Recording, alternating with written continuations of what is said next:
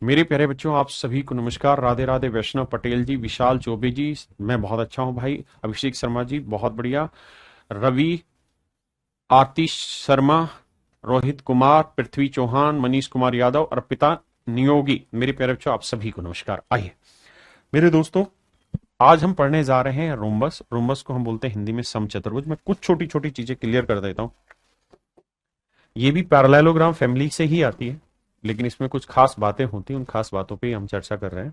पहली चीज तो ये कि रोम्बस की सारी साइडें आपस में बराबर होती हैं। समचतुर्भुज की सारी भुजाएं आपस में मेरे प्यारे बच्चों बराबर होती हैं। स्क्वायर में और रोम्बस में एक ही डिफरेंस, मतलब डिफरेंस बहुत सारे हैं, लेकिन एक बेसिक डिफरेंस ये कि स्क्वायर का हर एक एंगल 90 डिग्री होता है, लेकिन रोम्बस का हर एक एंगल 90 डिग्री नहीं होता।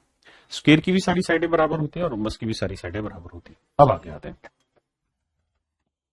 क्या कि मेरे प्यारे बच्चों, मेन कहानी ये है कि जो रोम्बस है ना, उसके जो अपोजिट एंगल है वो बराबर होते हैं।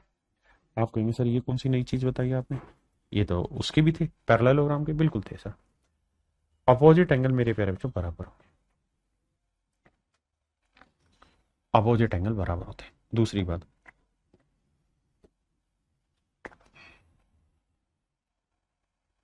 ये अपोजिट एंगल, ये डायगोनल हुआ मेरे भाई। मजे की बात यह है कि रोम्बस जो होती है मेरे प्यारे बच्चों, इसके जो डायगोनल होते हैं वो एंगल बाइसेक्टर भी होते हैं, कोण संधि भाजक भी कहलाते हैं। यानी कोणों को दो बराबर हिस्सों में बांटते भी है। अपोजिट एंगल इक्वल होते हैं। डायगोनल जो होते हैं वो एंगल बाइसेक्टर होते हैं।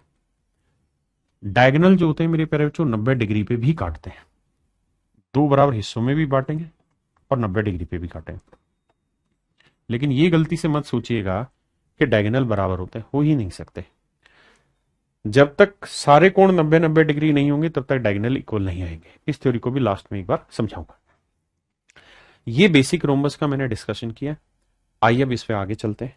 रोम्बस की कहानी, मेन मेन पॉइंट पढ़ते हैं। सारी भुजाएं बराबर होती है, राइट एंगल पे काटते हैं और बराबर होता है। रोम्बस मे और may not be square but all squares are rhombus. कहता है कि रोम्बस जो होती है वो स्क्वायर हो भी सकती है, नहीं भी, बट हर स्क्वायर रोम्बस होता है ना।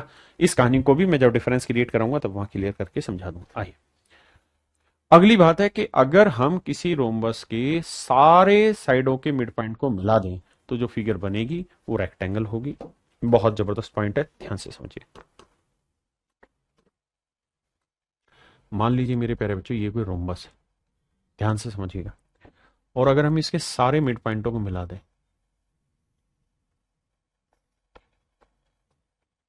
तो क्या फिगर बनेगी। तो मेरे प्यारे बच्चों आपकी जो फिगर बनेगी वो रेक्टेंगल बनेगी। अगला पॉइंट है, all parallelogram is rhombus but if its diagonal are perpendicular to each other.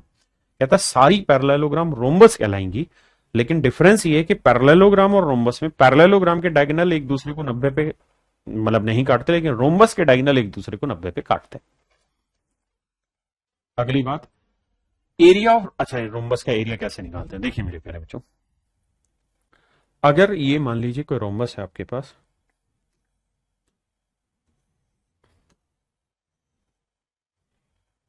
ध्यान से देखिए मेरी बात को। तू क्यों नाराज हो रहा है। ये मेरे प्यारे बच्चों कोई रोम्बस है, और अगर इस रोम्बस में डायगोनल है, तो मैंने ये बात तो आपको बहुत अच्छे से समझाई कि इसके डायगोनल एक दूसरे को परपेंडिकुलरली बाइसेक्ट करते हैं। अगर इस डायगोनल की लेंथ d1 है तो इस वाले डायगोनल की लेंथ d2 है। आपने कहा हाँ।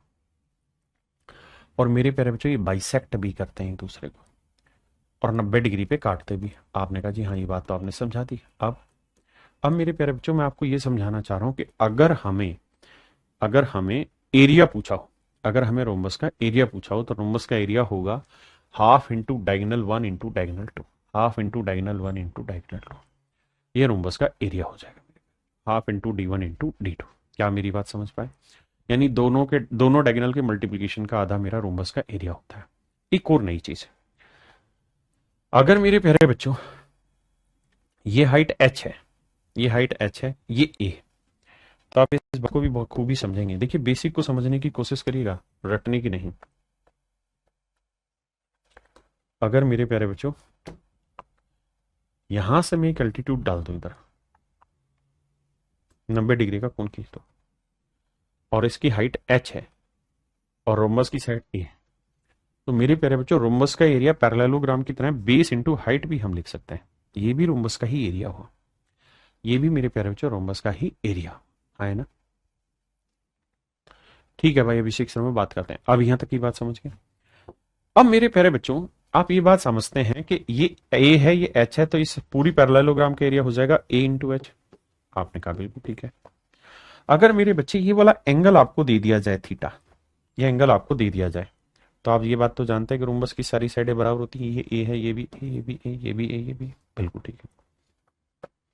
तो अगर मैं आपसे यहां पूछूं कि इस एंगल के सामने वाला परपेंडिकुलर है, ये वाला हाइपोटेन्यूस है, तो परपेंडिकुलर अपॉन हाइपोटेन्यूस क्या हुआ? परपेंडिकुलर अपॉन हाइपोटेन्यूस क्या हुआ था? आप कहेंगे साइन थीटा। तो मेरे प्यारे बच्चों एच की वैल्यू क्या आ गई? ए साइन थीटा। ए, एच की वैल्यू मेरे प्यारे बच्चों ए साइन थीटा। ए को ए से गुना किया मेरे प्यारे बच्चों, ए स्क्वायर इंटू साइन थीटा। आप एक चीज नोटिस करेंगे यहाँ, और वो नोटिस ये करेंगे कि किसी रोम्बस का एरिया ए स्क्वायर इंटू साइन थीटा हो जाएगा, यानी दोनों भुजाएं, जो भुजाएं हैं उसका वर्ग गुना में उन दोनों भुजाओं के बीच का जो एंगल है वो ए स्क्वायर इंटू साइन थीटा हो जाएगा, अगर दोनों साइडों के बीच का एंगल भी आपको दे रखा हो तो। अब आइए आगे, अगला पॉइंट, डायगोनल बाइसेक्ट की मैं बता चुका हूं 90 डिग्री पे काटता है। ये भी ध्यान रखना कि ये जो एरियाज होते हैं ये सारे बराबर होते हैं, ये एरिया, ये एरिया, ये एरिया, ये एरिया, सारे एरिया बराबर होते हैं। अब आते हैं आगे, भाई सारी साइडें बराबर होती हैं, अपोजिट एंगल इक्वल होते हैं, डायगोनल एक दूसरे को एंगल बाइसेक्टर होते हैं, diagonal bisect vertex angle, diagonal bisector rhombus into two equal area. इसमें भी कोई दिक्कत नहीं है कि डायगोनल जो होते हैं वो रोम्बस को भैया दो बराबर क्षेत्रफलों में बांटते हैं। मतलब ये हुआ कि अगर मैं ये डायगोनल खींच दूंगा तो जितना एरिया ये होगा उतना ही है। ऐसे ही मेरे बच्चे अगर मैं ये वाला डायगोनल खींच दूंगा तो भी ये दो इक्वल एरिया में बट जाएगा, और अगर दोनों डायगोनल खींचते हैं तो ये चार इक्वल एरिया में, एक दो तीन चार, तो चार समान क्षेत्रफलों में ये बट जाएगा। ठीक है जी। डायगोनल जो होते हैं बराबर नहीं होते, आप वैसे भी देख रहे होंगे, ये छोटा है ये बड़ा है, डायगोनल बराबर नहीं होता। All four triangles made by two diagonals are congruent, चारों जो ट्रायंगलें बनती है कॉन्ग्रुएंट होती हैं। कौन कौन सी चारों ट्रायंगल मेरे प्यारे बच्चों? ये चारों का एरिया बराबर होता है, कॉन्ग्रुएंट होती है। आगे आइए, अब मेरे प्यारे बच्चों डायगोनल बाइसेक्ट ईच अदर। अब आपसे ये पूछ लेता है कि इन डायगोनल में और साइड में रिलेशन बताइए क्या होगा। आपको क्या कहना है कि भाई मान लेते हैं ये वाला डायगोनल D1 है पूरा, अगर पूरा D1 है तो यहां से यहां तक का क्या हो जाएगा? D1 का आधा। ये वाला पूरा डायगोनल D2 है, तो यहां से यहां तक क्या हो जाएगा? आधा, D2/2। बिल्कुल ठीक है। ये हाइपोटेनियस है मेरे प्यारे बच्चों, तो इसका वर्ग जमा इसका वर्ग बराबर इसका वर्ग।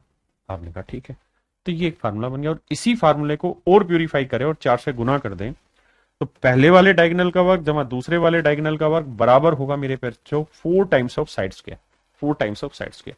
हाँ जी। अब और आगे आते हैं, अगर मेरे प्यारे बच्चों आपसे पूछे कि एक ट्रायंगल का एरिया बताइए, किसी भी एक ट्रायंगल का एरिया, इस ट्रायंगल का एरिया बताइए, तो आप कहेंगे कि सर देखो पूरी पैरेललोग्राम का ना इसका रोम्बस का एरिया कितना हुआ? Half into D1 into D2। अगर डायगोनल दे रखे हैं तो ये हुआ पूरी रोम्बस का एरिया।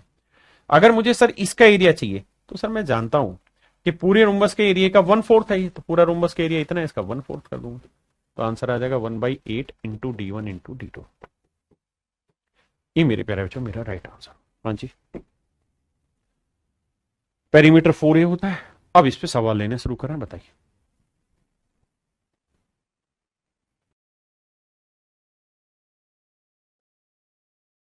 कह रहा भैया ये वाला कोण 50 डिग्री है तो RSQ कितना होगा? RSQ, आप ये बात तो जानते हैं, दो पैरेलल लाइन है, ये ट्रांसवर्स लाइन काटेगी, तो इन दोनों कोणों का जोड़ 180 होगा, ये 50 है तो 130 डिग्री, ये 50, ये 50 होगा, ये 130 होगा। तो मेरे प्यारे बच्चों RSQ पूछा था, RSQ पूछा हुआ है, तो चलिए इसको भी निकालते हैं, RSQ की वैल्यू।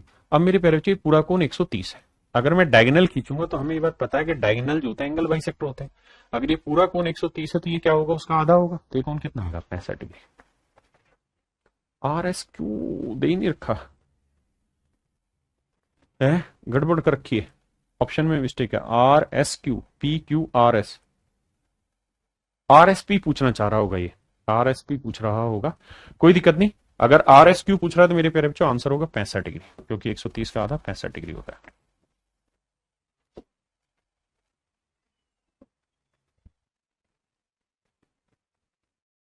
कहता है एबीसीडी एक समचतुर्भुज जिसके दो आसन कोण बी व सी के आंतरिक कोण समद्विभाजक बिंदु ई पर मिलते हैं, तो बी ई सी का मान ज्ञात करिए। मेरे प्यारे बच्चों एक बात समझो यार, ये एक रोम्बस है, ये डायगोनल है, कहता है ये एंगल बाइसेक्टर है, ये नाम है भैया ए बी सी डी। सवाल में कह रहे हैं एक समचतुर्भुज जिसके दो आसन कोण बी व सी के आंतरिक कोण समद्विभाजक बिंदु ई पर मिलते हैं, तो इनके एंगल बाइसेक्टर ई पॉइंट पे मिलते हैं। तो मेरे प्यारे बच्चों आप जानते हैं कि ये रोम्बस है, रोम्बस के हमेशा 90 डिग्री पे काटेंगे, तो बी ई सी बताना है, तो बी ई सी होगा मेरे बच्चे 90 डिग्री।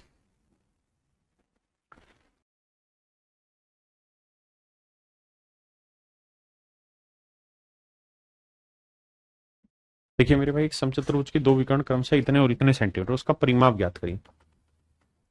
भैया ये बताओ, अगर ये रोम्बस है, आपने कहा जी हाँ, तो एक डायगोनल की लेंथ है 14 सेंटीमीटर, दूसरे वाले डायगोनल की लेंथ है मेरे बच्चे 48 सेंटीमीटर।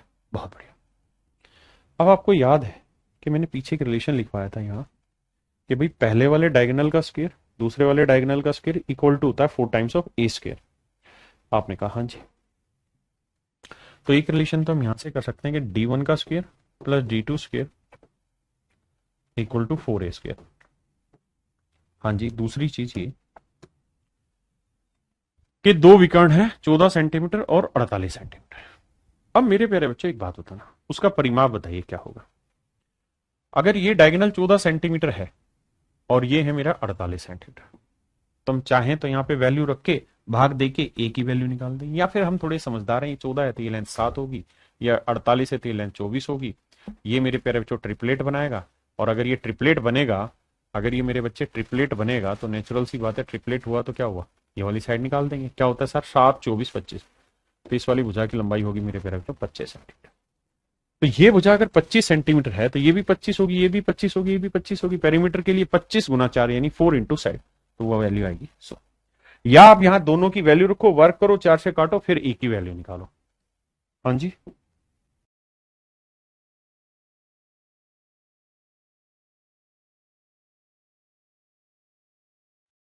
यदि एक समचतुर्भुज के विकर्णों की लंबाई 18 और 24 है तो उसकी भुजा की लंबाई ज्ञात करो। तो मेरे बच्चे क्या करना है आपने, जो समझदार है वो ऐसे देखेंगे कि भाई एक डायगोनल की लेंथ 18 है तो डायगोनल का आधा क्या हुआ 9, दूसरे डायगोनल की लेंथ 24 है उसका आधा क्या हुआ 12, तो 9 का वर्ग जमा 12 का वर्ग बराबर होगा साइड का वर्ग। तो आप कहेंगे 9 12 15 ट्रिपलेट होता है, तो साइड आ जाएगी 15। हाँ जी, वरना फार्मूला लगाना है d1 square plus d2 square equal to 4 times of a square.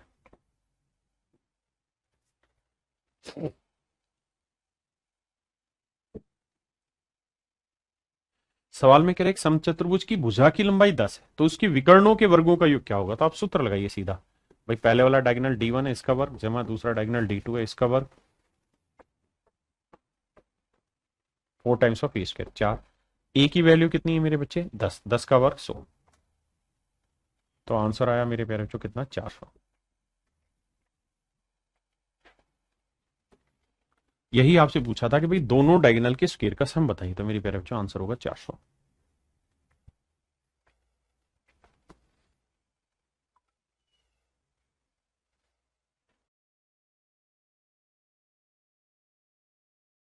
देखिए मेरे भाई सवाल में कह रहा है एक समचतुर्भुज के चारों कोणों में से एक कोण 60 डिग्री का है। देखिए यार, अगर ये रोम्बस है मेरे प्यारे बच्चों, ये रोम्बस है तो ये ही कोण 60 डिग्री का होगा, क्योंकि छोटा ये है ये बड़ा है, तो नेचुरल है ये वाला कोण 120 डिग्री का होगा। आपने कहा हाँ। अगर ये 120 का है मेरे बच्चे तो ये भी तय है कि इसका जो डायगोनल खींचोगे वो एंगल बाइसेक्टर भी होता है। आपने कहा हाँ ओके, तो ये वाला कोण 60 डिग्री का है, बिल्कुल ठीक है। तीसरा कोण निकालोगे मेरे प्यारे बच्चों, ये भी 60 डिग्री का आ जाएगा, बिल्कुल ठीक है। अब कह रहा है कि इसकी हर एक भुजा की लंबाई 10 सेंटीमीटर, ये 10 है ये भी 10। तो ध्यान से देखोगे ये इक्विलेटरल ट्रायंगल बनी तो डायगोनल की लेंथ भी 10 आ गई। तो कहता है उसके बड़े विकर्ण की लंबाई ज्ञात करिए, क्या होगी मेरे बच्चे, बड़े विकर्ण की लंबाई ज्ञात करिए। मैं ये कह रहा हूं कि भाई इस रोम्बस का एरिया कितना होता है? तो आप कहेंगे सर देखिए रोम्बस का एरिया होता है हाफ इंटू D1। तो पहला डायगोनल दे रखा है 10, दूसरा डायगोनल क्या होगा मुझे नहीं पता, तो half into D1 into D2 ये रोम्बस का एरिया। सर मुझे ये भी पता है कि रोम्बस का एरिया हम ऐसे भी निकाल सकते हैं, कैसे? पीछे फार्मूला लिखवाया था साइन थीटा में, कहाँ लिखवाया मैंने, लिखवाया कि नहीं लिखवाया था, कहीं तो लिखवाया था, एक्सप्लेन भी किया था, ये रहा कि रोम्बस का एरिया आप ऐसे भी निकाल सकते हैं बाबू कि ए स्क्र इंटू साइन थीटा। आप कहेंगे हाँ सर, तो चाहे तो हम वो वाला भी इस्तेमाल कर देते हैं फंडा कि सर हम लगाएंगे ए स्क्र, ए की वैल्यू 10, 10 का वर्ग कितना हुआ साहब 100, 10 गुना 10 इंटू में साइन थीटा, और थीटा कितना है 60, साइन 60 डिग्री की वैल्यू क्या होती है मेरे प्यारे बच्चों, √3/2। आपने कहा ठीक है साहब ओके, आप कैलकुलेशन करनी है। हाफ से हाफ गया, 10 से 10 गया, तो जो बड़े वाला डायगोनल आया मेरे प्यारे बच्चों आया 10√3 सेंटीमीटर। हम चाहें तो एक काम और भी कर सकते हैं कि रेशियो लेके भी सोल्व कर सकते हैं, लेकिन हमें मुझे लग रहा है इस तरह से हमारा सवाल करना ज्यादा बेहतर और आसान तरीका होगा।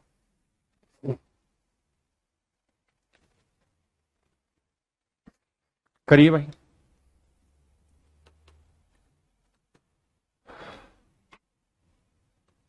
कहता है एबीसीडी एक समचतुर्भुज है, एसी इसका लघुत्तम विकर्ण।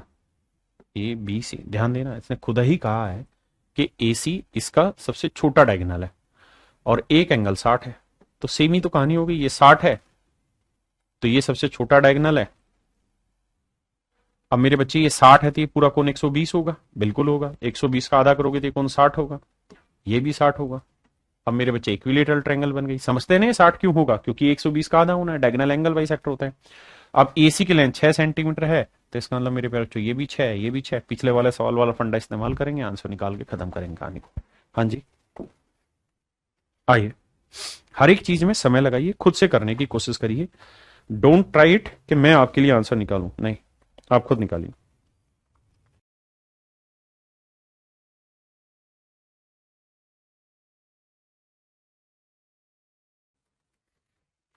देखिए मेरे भाई, कह रहा है एबीसीडी एक समचतुर्भुज है, एबीसीडी एक समचतुर्भुज है। सवाल में कह रहा है कि पी क्यू बिंदु सी से गुजरती है, पी क्यू बिंदु सी से गुजरनी है। एबीसीडी बस P Q passes through C where P and Q are situated on extended side AD and AB। भैया इसमें तो कमाल है करती है, सवाल बहुत छोटा करना पड़ेगा।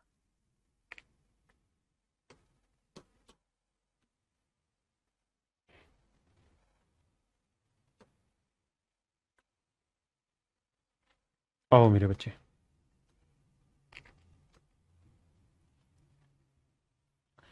कहता है AB को एक्सटेंड कर दिया भैया,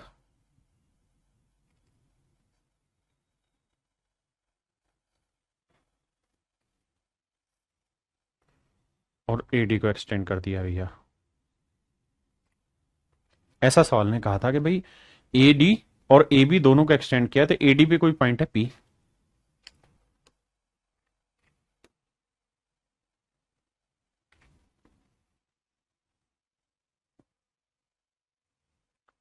ऐसे भाई कोई कहानी सेट हो रही है, सेट है मामला।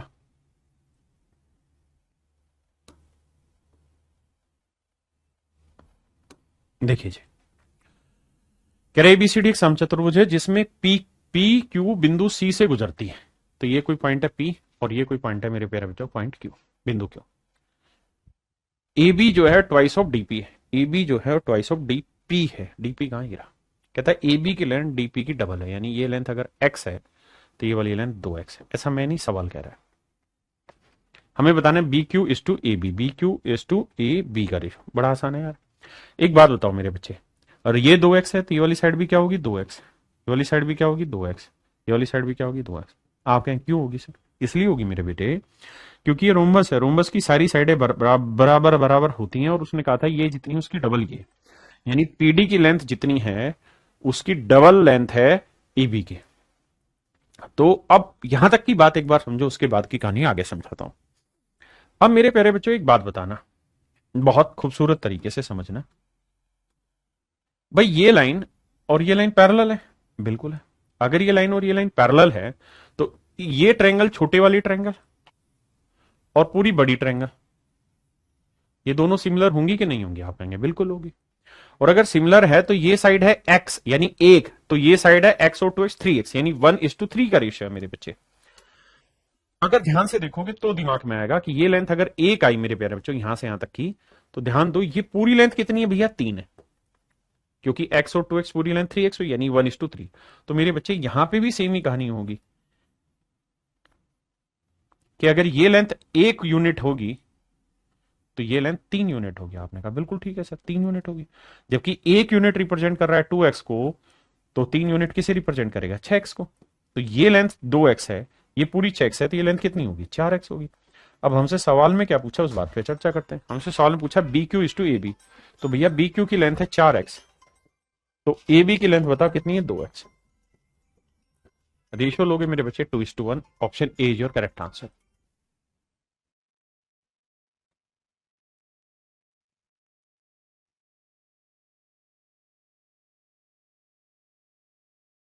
देखिए मेरे भाई, एक समचतुर्भुज की प्रत्येक भुजा की लंबाई उस वर्ग की भुजा के बराबर है जिसका विकर्ण 40√2 सेंटीमीटर है। बाबू, ये बाबू मुझे आइए समझिए। सवाल में कह रहा है मेरे प्यारे बच्चों, the length of each side of a rhombus is equal to the side of a square. कहता भैया ये कोई समचतुर्भुज है, ठीक है भैया, और ये बाबू कोई वर्ग है। सवाल में कह रहा है एक समचतुर्भुज की प्रत्येक भुजा की लंबाई उस वर्ग की भुजा के बराबर है जिसका विकर्ण 40√2।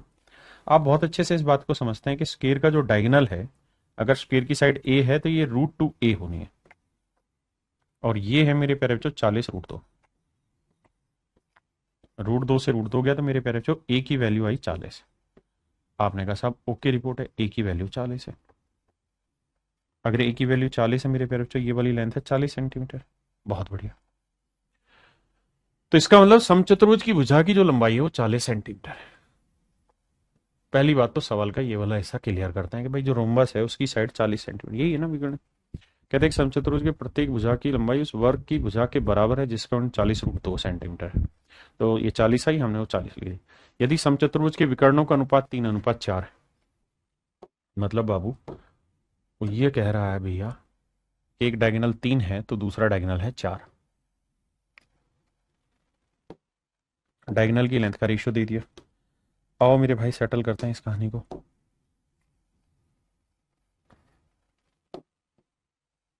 देखो मेरे बच्चे, तो कहता है उसका क्षेत्रफल ज्ञात करिए मेरे प्यारे बच्चों, क्या होगा? कहता है उसका क्या निकालिए? क्षेत्रफल निकालिए अगर डायगोनल की लेंथ का रेशियो 3:4 है। बताओ मेरे प्यारे बच्चों, यहां से अब आपको स्पष्ट रूप से सवाल समझ में आएगा।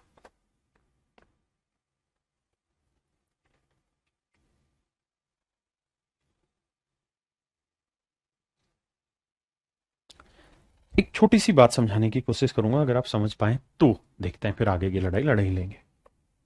क्या अगर मैं आपको ये कहूं मेरे प्यारे बच्चों 11:13, अगर मेरे बच्चों मैं इन दोनों ही नंबर का आधा कर दूं तो क्या तब भी रेशियो 11:13 ही रहेगा? आप कहें सर कर देंगे तो ये हो जाएगा। मैं कहूं यार इनका 1/3 कर दें तो तब भी 11/3 होगा, 13/3 होगा, तब भी रेशियो ही रहेगा। मैं कहूं यार इसका 1/4 कर दें, 11/4, 13/4, तो क्या रेशियो तब भी 11:13 ही आएगा? करके देखते हैं। सर रेशियो में क्या, जो चीज कॉमन आ रही काट दो, जो कॉमन आ रही काट दो, कॉमन आ रही काट दो। इसका मतलब ये हुआ मेरे प्यारे बच्चों कि अगर आप रेशियो को सेम नंबर से दोनों रेशियो को भाग दे रहे हैं तो उससे कोई फर्क नहीं पड़ता, कहानी सब कुछ कुल मिला के सेम रहनी है। तो मेरे बच्चे एक बात बताना, अगर दोनों डायगोनल की लेंथ का रेशियो 3:4 है तो हम इस बात को तो बखूबी समझते हैं कि अगर डायगोनल की लेंथ का रेशियो 3:4 है तो डायगोनल का आधा करेंगे तो उसका रेशियो भी 3:4 ही आएगा। यानी ये लेंथ अगर 4 यूनिट आएगी ना बाबू, तो ये लेंथ 3 ही यूनिट आएगी, इसमें कोई दो राय नहीं है। आधे का रेशियो भी 3:4 ही होगा, तो 3, 4, 5 ट्रिपलेट होता है, बिल्कुल होता है सर। जबकि ये 5 यूनिट नहीं दे रखा है, 40 सेंटीमीटर साइड की लेंथ, तो 5 यूनिट 40 है, तो 1 यूनिट की लेंथ 8 हुआ, 5 8 40, तो 8 चौक 32, यानी ये लेंथ यहां से यहां तक की 32 हुई है, और ये 8 3 24 हुई है लेंथ। बिल्कुल ठीक है। अब मेरे बच्चों ये बताओ, रोमबस का एरिया क्या होता है साहब? वो होता है half into D1 into D2। पहला डायगोनल 24 और 24 कितना बना? 48। दूसरा डायगोनल 32 और 32 कितना बना मेरे प्यारे बच्चों? 64। 2 से काटा 24, तो आंसर आया मेरे बच्चे 24 गुना 64। हाँ जी, ये मेरे प्यारे बच्चों मेरा आंसर हुआ। अब गुना कर रहे हैं तो यूनिट डिजिट पकड़ेंगे, 4 चौक 16, वो ऑप्शन डी की ही करेक्ट आ रही, और किसी की आ ही नहीं रही।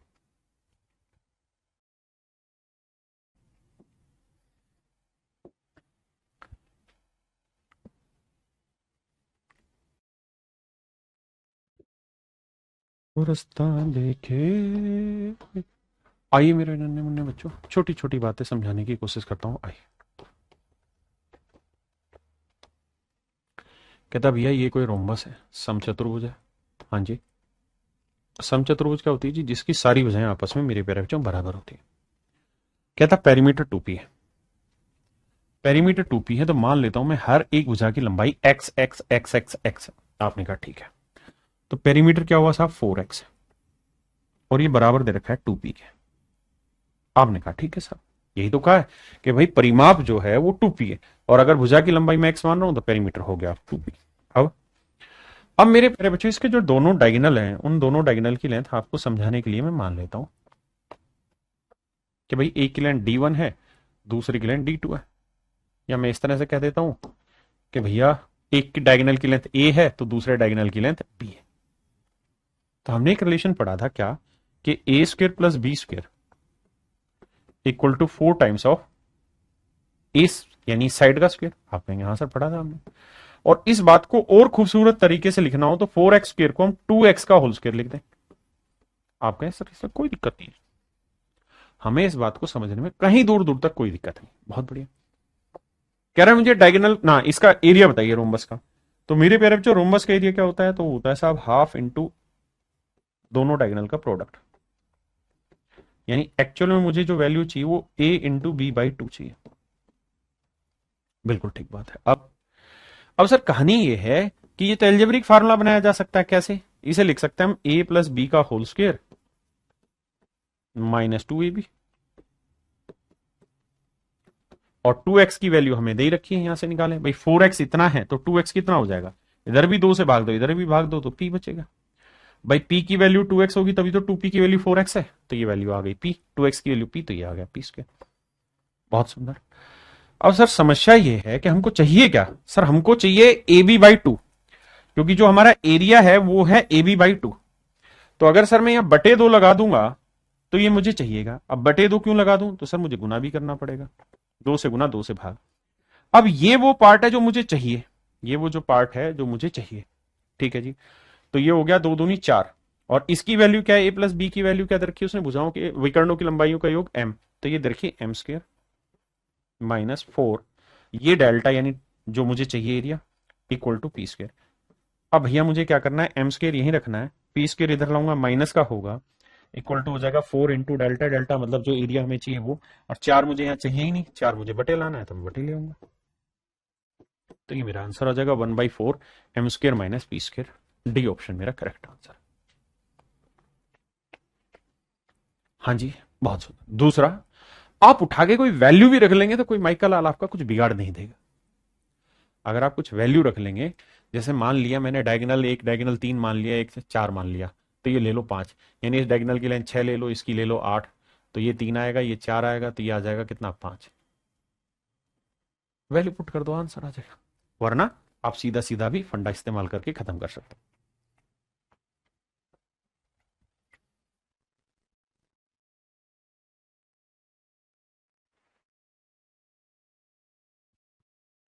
कहता है समचतुर्भुज का परिमाप 48 सेंटीमीटर है और इसका अधिकोण दूसरे न्यूनकोण का 2 गुना है। देखिए भाई, यानी ये फिगर यहां गलत बना रखी है, या पता नहीं दे रखी है फिगर। इस फिगर को हटाते हैं सवाल से, समझिए फिगर है ही नहीं सवाल में।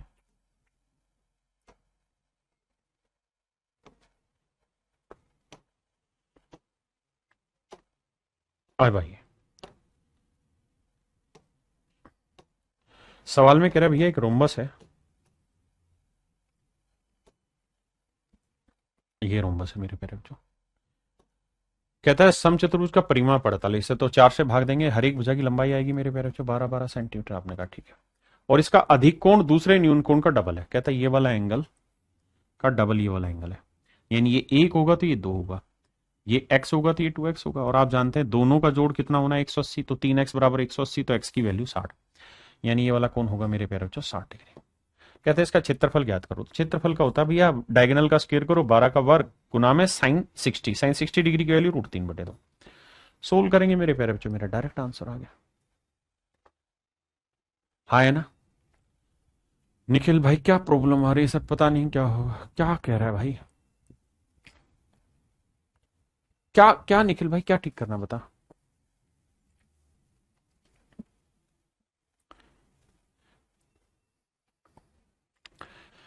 आई सवाल में कह रहा है one of the diagonal of a rhombus is 70% of the other diagonal.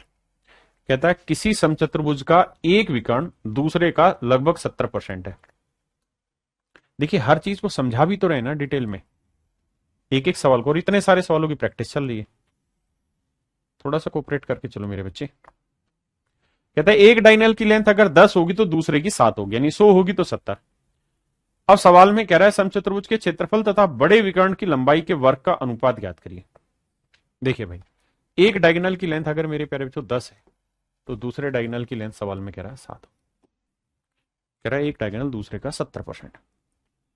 हाँ है ना निखिल भाई कह रहा है कि लाइव नहीं चल रहा, चाटा खाएगा तू खींच के, पढ़ना है पढ़ ले, नहीं तो जा घर में बैठ। आइए तो इसका एरिया होगा half into D1 into D2, तो एक डायगोनल 10 मान ले तो दूसरा डायगोनल 7। कह रहा है इसका एरिया और बड़े डायगोनल, बड़ा डायगोनल कितना है 10, कहता है इनके बड़े डायगोनल की लंबाई के वर्ग, तो 10 का वर्ग यानी 10।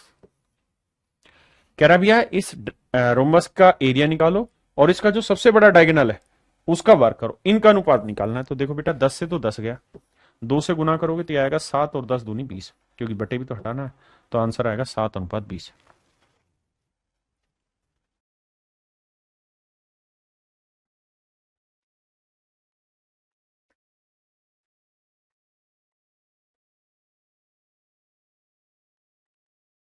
कहते हैं एक समचतुर्भुज की दो विकर्णों की लंबाई 48 सेंटीमीटर और 20 सेंटीमीटर है। कहता है the length of two diagonals of a rhombus is this and this centimetre. तो कहता है एरिया बताइए, तो मेरे प्यारे बच्चों एरिया हो जाएगा हाफ इंटू 48 गुना 20। आपने कहा जी ठीक है। अगला दूसरा पूछ रहा है, कह रहा है पेरीमीटर बताइए, और फिर कह रहा है हाइट बताइए। देखिए मेरे प्यारे बच्चों आपको शायद ये बात पता है कि दो डायगोनल की लेंथ अगर हमें दे रखी तो हम सब कुछ यहां से निकाल सकते हैं। छोटा करके समझाता हूं, अगर इस वाले डायगोनल की लेंथ मेरे प्यारे बच्चों 20 है और इस वाले की लेंथ 48 है, तो ये लेंथ 10 आएगी और ये लेंथ 24 आएगी। आप कहेंगे हाँ, तो ये 10 है ये 24 है, तो ये लेंथ कितनी आएगी 25। 10 24 25 ट्रिपलेट होता है, या 10 24 26 ट्रिपलेट होता है। आप कहेंगे सर 26 होता है, तो ट्रिपलेट होता है 10 24 26। अब कह रहा है जी एरिया बताइए, तो ये हुआ एरिया। कह रहा है पेरीमीटर बताइए, तो 26 गुना 4। कहता है फाइंड द हाइट, कहता है इसकी हाइट बताइए। मेरे बच्चों जब आपके पास एक साइड निकल के आ गई कि ये वाली साइड 26 है, तो बेस 26 है, हाइट पूछा है, तो आप इसका एरिया ये भी तो निकाल सकते हैं, बेस इंटू हाइट, ये भी तो रोम्बस का एरिया है, तो यहां से कैलकुलेट करके आप एच की वैल्यू भी निकाल सकते हैं। तो यहां से मेरे प्यारे बच्चों आप तीनों सवाल निकालने में कामयाब। आइए आइए कह रहे एक समचतुर्भुज का क्षेत्रफल इतना है, इसके एक विकर्ण की लंबाई दूसरे विकर्ण की लंबाई का 2 गुना है, समचतुर्भुज की ऊंचाई ज्ञात करो। मेरे प्यारे बच्चों एक डायगोनल दूसरे का डबल है, तो आप जानते हैं कि एरिया होता है half into D1 into D2, तो एक एक्स है तो दूसरा डायगोनल 2x है, बिल्कुल है। और टोटल ये देखिए इसके बराबर रखा है 80 के, यहां से सोल्व करेंगे तो मेरे बच्चे एक्स स्क्वायर बराबर आया 80। कह रहा है जी एक समचतुर्भुज है उसका क्षेत्रफल 80 वर्ग सेंटीमीटर है, इसका एक विकर्ण की लंबाई दूसरे की डबल है, तो एक को हमने एक्स माना दूसरा 2x आया। अब आप जानते से लिख सकते हैं 16 5 80, तो 16 का वर्गमूल होगा 4 और 5 रह जाएगा 4√5। इसका मतलब जो दो डायगोनल निकल के आए आपके सामने उनमें एक डायगोनल की लेंथ आ गई 4√5। अब जानने की कोशिश करते हैं क्या वो पूछना चाह रहा है। तो इस वाले डायगोनल की लेंथ 4√5 है, तो दूसरे वाले डायगोनल की लेंथ 8√5 होगी, क्योंकि वो डबल होगा। तरीके अब हमसे पूछ रहा है समचतुर्भुज की ऊंचाई ज्ञात करिए, क्या होगी। कह रहा है समचतुर्भुज की ऊंचाई ज्ञात करनी है आपने, क्या होगी, ये हमारा सवाल है, बताइए।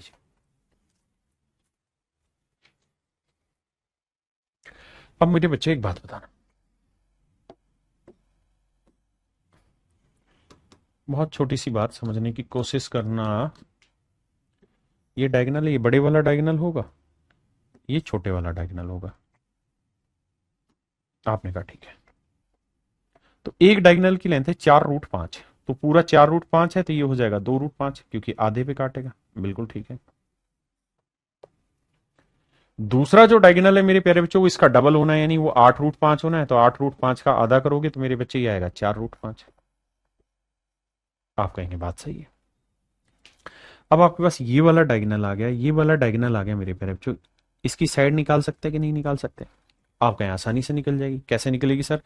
2 का वर्ग 4, 4×5 20, तो इसका बना, और 16×5 80 इसका बना।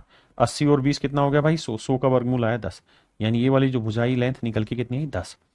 अब आप ये बात भी बहुत खूबसूरत तरीके से जानते होंगे कि देखना भाई, कोई गलती तो नहीं करी हमने। एक डायगोनल 4√5 आया, तो दूसरा आएगा 8√5, 4 का आधा 2√5 है, ये ठीक है।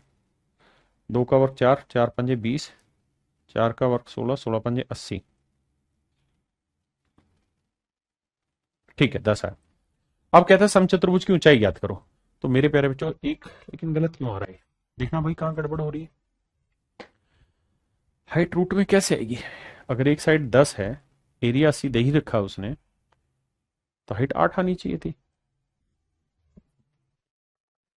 मेरे बच्चों इसके ऑप्शन में मिस्टेक है, ऑप्शन गलत है, मैंने चेक कर लिया। देखिए, अगर आपके पास एरिया निकालना है, तो एरिया का फंडा होता है रोम्बस की साइड आई 10 गुना में जो उसके ऊपर हाइट डाल रही है वो, और एरिया दे रखा है 80। तो मेरे प्यारे बच्चों काटेंगे तो एच की वैल्यू 8 आएगी। ये हमारी तरफ से गलती है, तो आंसर 8 लगा लेना, √5 हटा देना ऐसे। ठीक है भाई।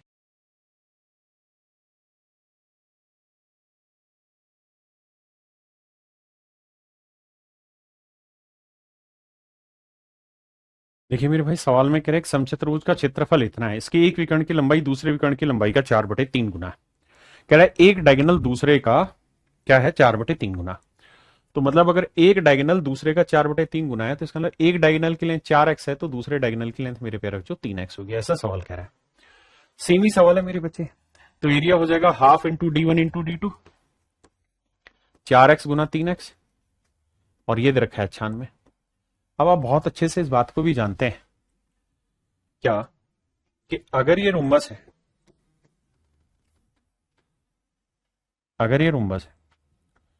और मेरे प्यारे बच्चों अगर इनके डायगोनल का रेशियो 4:3 है, तो इनके डायगोनल का आधा करोगे ना, तो उसका भी रेशियो 4:3 ही आना है, कुछ और नहीं आना, ये ध्यान रखना। उसका रेशियो भी 4:3 ही आएगा। यहां से सोल्व करेंगे मेरे बच्चे, 2×2=4, बिल्कुल ठीक है। 3×2=6, 6 16×6 = 96, तो x² बराबर आया 16। देखना भाई, 3×2=6, 16×6 = 96, तो x की वैल्यू आई 4। अगर x की वैल्यू 4 आई मेरे बच्चे, तो इसका मतलब एक डायगोनल 4×4 = 16 होगा, तो दूसरा 4×3 = 12, यानी ये वाला डायगोनल 12 होगा, तो ये वाला डायगोनल 16। अब एक चीज बताना भाई, क्या ये 12 है तो ये वाली लेंथ कितनी आ जाएगी? 6। ये 16 है तो ये लेंथ कितनी आ जाएगी? 8। ट्रिपलेट लगाएंगे, 6 8 ये आएगा 10। तो एरिया का फंडा होता है 10 गुना में इसके ऊपर डाली गई हाइट। हाइट की लेंथ कितनी? h। और ये किसके बराबर दे रखा है? एरिया। एरिया 96 है। h की वैल्यू सोल्व करेंगे मेरे प्यारे बच्चों, 9.6। तो आंसर आएगा मेरा 9.6। आंसर होगा मेरे बच्चे 9.6।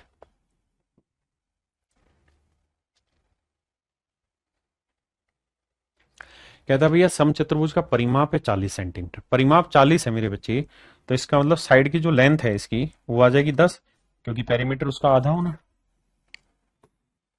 आपने कहा जी ठीक है। एक डायगोनल दे रखा है, ये बात भी ठीक है। अब कौन सा डायगोनल है मुझे नहीं पता, मान के चल लेते हैं ये वाला डायगोनल है। अब मेरे बच्चों एक डायगोनल अगर कितना है? 12, मान लेते हैं ये वाला 12, ये 12 है, तो ये लेंथ 6 आएगी। ये 6 है, ये 90 है, तो ये कितना होगा? 8 होगा। आप कहेंगे बिल्कुल ठीक है, क्योंकि ट्रिपलेट है, 6 8 10, तो ये 8 होगा। ये 8 है, ये 8, ये वाला डायगोनल 16 होगा। तो एरिया हो जाएगा half into product of both diagonal, 12 गुना 16।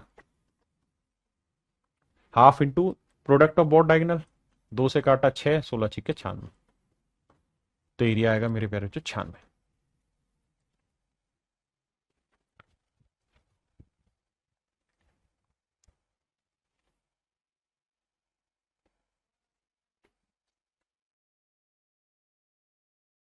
देखिए मेरे बच्चे, कहता जी ये कोई रोम्बस है। इस रोम्बस में जो डायगोनल है उनकी लेंथ है x और y सेंटीमीटर। एक डायगोनल की लेंथ है x सेंटीमीटर, तो दूसरे डायगोनल की लेंथ है y सेंटीमीटर।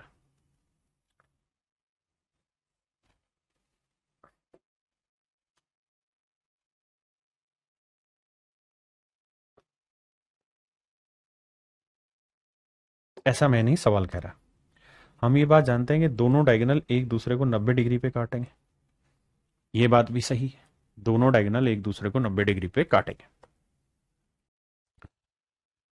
अब बड़े प्यार से मेरी बात समझिए कि अगर मैं आपसे ये कहूं कि भाई मुझे इस रोम्बस का एरिया बताइए, तो आप कहेंगे हाफ इंटू पहला डायगोनल इंटू दूसरा डायगोनल।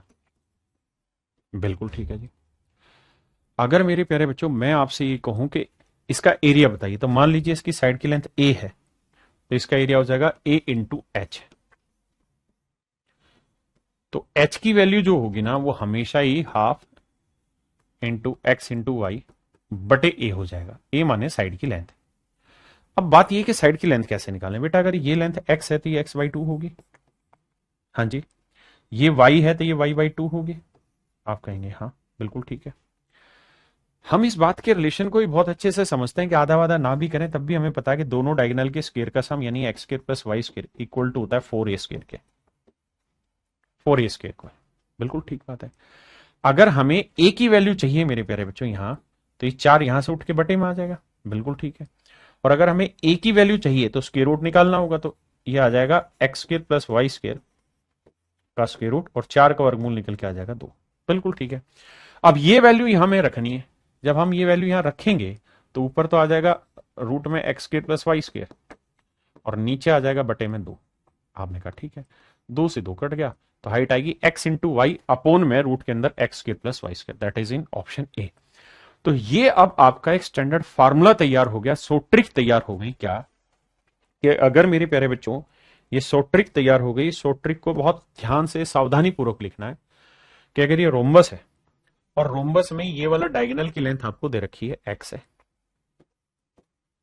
इस वाले डायगोनल की लेंथ मेरे प्यारे बच्चों आपको वाई दी हुई है, और फिर आपसे कहे कि इस ट्रेंगल इसमें रोम्बस की हाइट निकाल के बताइए, तो डायरेक्ट सूत्र आप लगाएंगे हाइट निकालने का क्या, कि दोनों डायगोनल का प्रोडक्ट अपोन में square root of sum of squares of both diagonal. ये मेरे प्यारे बच्चों सो ट्रिक होगी रोम्बस की हाइट निकालने का। अब इसी का इस्तेमाल तीनों चारों सवालों में करेंगे जहां जहां हमसे हाइट पूछी हुई है। जैसे इस वाले सवाल में आ जाइए, इस वाले में आ जाइए, यहां से आते हैं। अगर मुझे रोम्बस की हाइट निकालनी थी मेरे बच्चे, तो एक बात बताना, मुझे कुछ नहीं करना था। मुझे यह पता चल गया कि भाई दोनों डायगोनल की लेंथ वैल्यू क्या आई, दोनों डायगोनल की वैल्यू क्या आ रही है, मुझे बस इतना मतलब था। तो सर मुझे ये पता चल गया था कि भाई दोनों डायगोनल हमें दे रखे हैं और एक डायगोनल दूसरे का कितना दे रखा है मेरे बच्चे, डबल दिया हुआ है। ऐसा इस सवाल ने दिया था, कह रहा है एरिया 80 है, तो समचतुर्भुज की ऊंचाई ज्ञात करिए। अब मेरे प्यारे बच्चों इस सवाल को जो फंडा बताया उसका इस्तेमाल करके निकालिए, जो भी सिखाया इसके हिसाब से। पहले मैंने डिटेल बताया, अब इसको सोटरी तरीके से निकालते हैं। तो आप कहेंगे देखिए सर, अगर आप सोट्रिक जानना चाह रहे हैं इस सवाल को कि सोट्रिक से करना है, तो सर आपको एक सिंपल सा बेसिक सा फंडा इस्तेमाल करना है क्या, कि भैया हाइट निकालने का सूत्र है दोनों डायगोनल का multiplication x into y upon में रूट के अंदर एक्स के प्लस वाई के। बिल्कुल ठीक है सर। सर अब एक बात समझाना मुझे, और वो बात ये कि एक डायगोनल दूसरे का डबल है, यानी एक एक्स है तो दूसरा क्या होगा 2x। बिल्कुल ठीक है।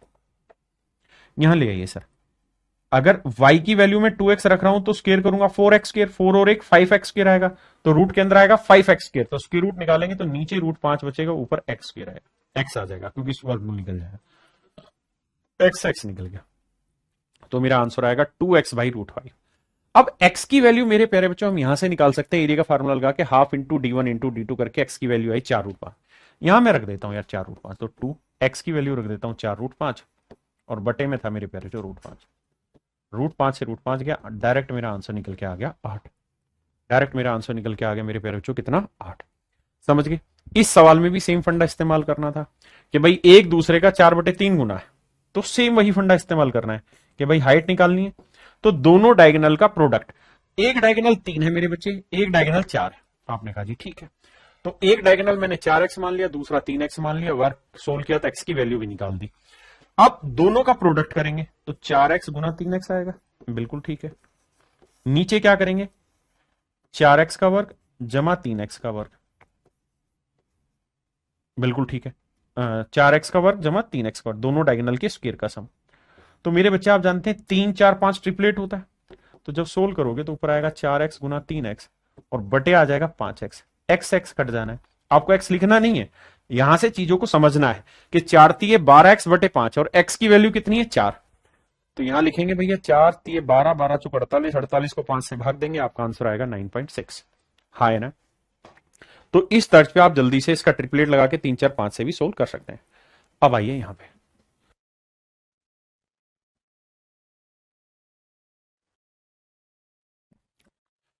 आइए मेरे भाई, देखिए ध्यान से, सवाल में कह रहा है कि एक रोम्बस है, ये कोई रोम्बस है मेरे प्यारे बच्चों, कह रहा है इसका पेरीमीटर जो दे रखा है वो मेरे प्यारे बच्चों क्या दे रखा है, पेरीमीटर दे रखा है इसने 2a सेंटीमीटर, ठीक है। अब भैया डायगोनल मान लेते हैं, एक डायगोनल की लेंथ x है, दूसरे डायगोनल की लेंथ y है। आपने कहा ठीक है साहब, तो इसका एरिया क्या हुआ साहब, हाफ इंटू पहला डायगोनल इंटू दूसरा डायगोनल, जबकि एरिया दिया हुआ है b मेरे बच्चे, तो x इंटू वाई की वैल्यू आएगी 2b, और अगर मैं 2xy की वैल्यू आपसे पूछूं तो सर वो आएगी 4b। आपने कहा ओके रिपोर्ट।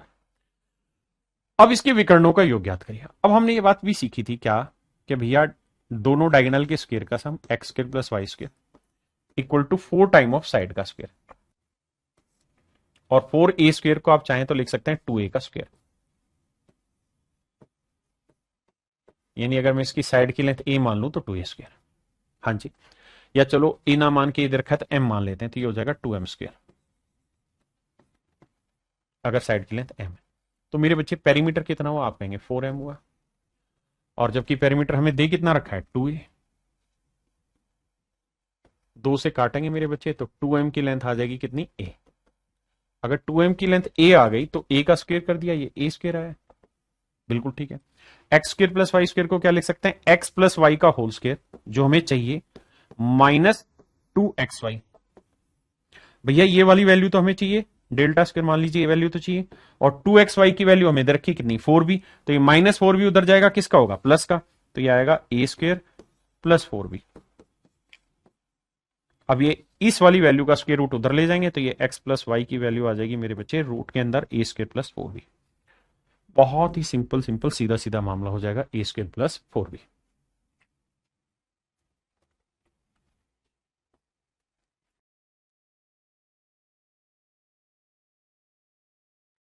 कहता है भाई एक समचतुर्भुज वाले मैदान है, समचतुर्भुजाकार आकार वाला कोई मैदान है मेरे बच्चे, इसकी भुजा की लंबाई क्या है 146, और एक डायगोनल है 192, एक डायगोनल है 192। तो कह रहा है इसका एरिया बताइए क्या होगा मेरे बच्चे, एक डायगोनल दे रखा है 192, मान लेते हैं ये वाला डायगोनल 192, अगर ये 192 तो दूसरा डायगोनल इसे काटेगा, दूसरा डायगोनल इसे जो काटेगा मेरे प्यारे बच्चों, तो करोगे क्या, ट्रिपलेट ही ढूंढना है, तो 192 का आधा करोगे तो वो आ जाएगा कितना, 2 ना 2 नीम 18 और 2 छिक 12, ये 96 आएगा, ये 146 है, इसकी वैल्यू हमें पता करनी क्या होगी। भाई ये 192 मान लिया डायगोनल, तो उसका आधा कितना हुआ 96, ये निकालना है। अब आप क्या करो, 96 और 140 का रेशियो ले लो जिससे ट्रिपलेट ढूंढ पाओ। कितने से कट रहा भैया, 4 से तो नहीं कटेगा, 2 से ही कटेगा, तो 2 से काटा 48 और 2 7 14, 2 3 6 73, 48 73 को सोच के देखिए क्या कोई डायगोनल मतलब ट्रिपलेट बन रहा है मेरे बच्चे।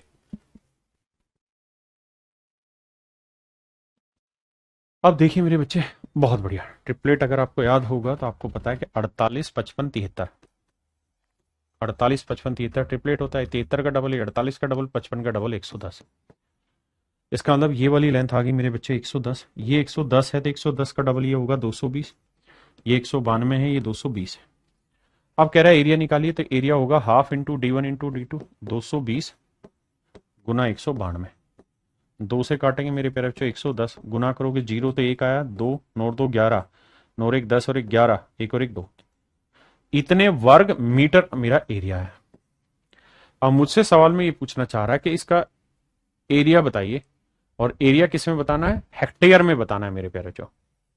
किस में बताना है मेरे प्यारे बच्चों? हेक्टेयर में। तो हेक्टेयर में बताना है तो 1000 वर्ग मीटर जब एरिया लोगे तो मेरे प्यारे बच्चों 1000 नहीं 10,000 वर्ग मीटर एरिया लोगे, क्योंकि 100 का गुना करेंगे ना तो 10,000 बैठेगा।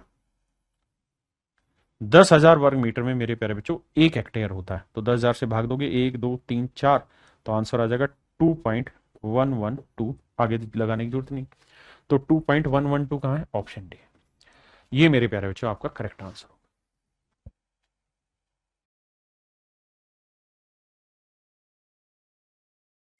तो मेरे प्यारे बच्चों अब हम पढ़ने जा रहे हैं ट्रेपीजियम। देखिए ट्रेपीजियम को हिंदी में कहते हैं समलंब चतुर्भुज। समलंब चतुर्भुज, समलंब चतुर्भुज।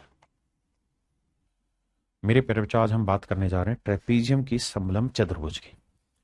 क्या होती है ट्रेपीजियम? ध्यान से सुनिए मेरे प्यारे बच्चों। अगर कोई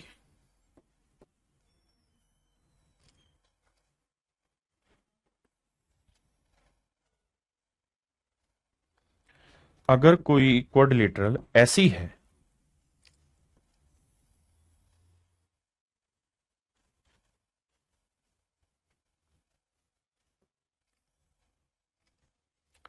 जिसकी केवल कोई दो साइड है आपस में parallel, only two sides are parallel, तो मेरे प्यारे बच्चों ट्रेपीजियम कहलाती है, समलंब चतुर्भुज कहलाती है। चारों साइडें मतलब आमने सामने की दोनों पेयर अगर पैरेलल हो जाते हैं तो पैरेललोग्राम कहलाता है ना। लेकिन अगर केवल कोई दो साइड, केवल कोई दो साइड मेरे प्यारे बच्चों आपस में पैरेलल हो जाए तो दैट इज कॉल्ड ट्रेपीजियम। एक बात और भी ध्यान रखिए, मैंने ये कहा है कि पैरेलल है, बराबर नहीं कहा है। अगर मेरे प्यारे बच्चों में इनका नाम रख लूं A B C and D, ये मैं नाम रख लूं, तो आपको खुशी होगी इस बात को जान के कि ट्रेपीजियम के लिए ओनली कंडीशन ये है कि कोई दो साइडें पैरेलल होनी चाहिए। A B is parallel to B C, बस दो साइडें पैरेलल हो गई तो समझिए वो ट्रेपीजियम है, नहीं तो नहीं।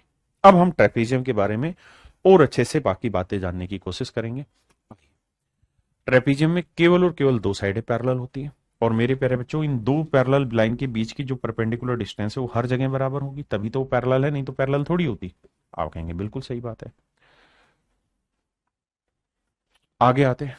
अब आपको ध्यान होगा ज्योमेट्री में ये चीज पढ़ाई थी क्या, कि अगर किसी ट्रेपीजियम में समलंब चतुर्भुज में ये दोनों भुजाएं बराबर है और जो नॉन पैरेलल साइड है अगर इनके मिड पॉइंट मिला दे, भाई इस साइड का मिड पॉइंट ये, इस साइड का मिड पॉइंट ये, अगर ये नॉन पैरेलल लाइन के मिड पॉइंट मिला दिए जाए, ई एफ को मिला दिया जाए, तो ये ए बी और सी डी के जोड़ का आधा होगा, A B plus C D का आधा होगा।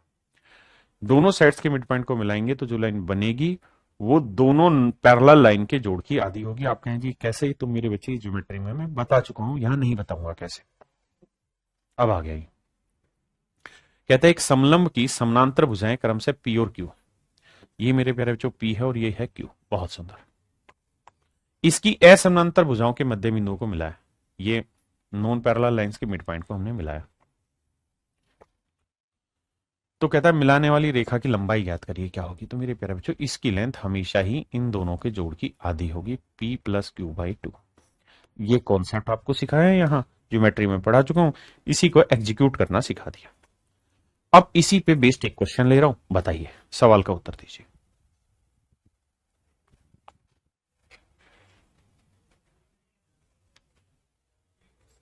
देखिए मेरे बच्चे सवाल में कह रहा है in the given figure P R and S T are perpendicular, P R और एस टी आपस में परपेंडिकुलर है to tangent line Q R. ठीक है जी।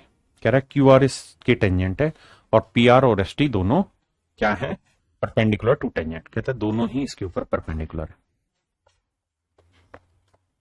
अगर मेरे प्यारे बच्चे दोनों ही परपेंडिकुलर हैं, ये एंगल और ये एंगल बराबर आ गया तो ये करस्पॉन्डिंग एंगल हो गया, तो इसका मतलब मैं ये कह सकता हूं कि साहब पी आर जो है वो पैरेलल है एस टी के। बिल्कुल ठीक है। कहता है पी क्यू एक लाइन है जो सर्कल के सेंटर ओ से होके गुजरती है और इसका डायमीटर जो है वो 10 सेंटीमीटर है। बिल्कुल ठीक है। कह रहा है पी आर की लेंथ 9 सेंटीमीटर है, find the length of S T. मेरे बच्चों अब मैं फिगर बना रहा हूं, बड़े ध्यान से मेरी बात को सुनिएगा, बहुत है ध्यान से समझिएगा। ये दोनों लाइनें पैरेलल,